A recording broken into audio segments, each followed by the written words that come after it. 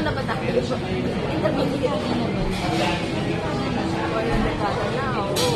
Nagka na ba ako ng 20 years? 20 years ako.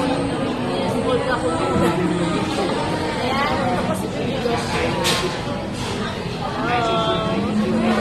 Nandito po kami sa Starbucks. Ayan. Nakarap sa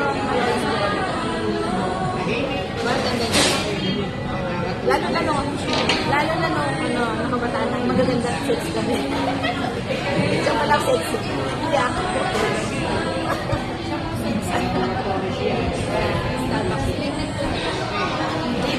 Yayamanin po siya.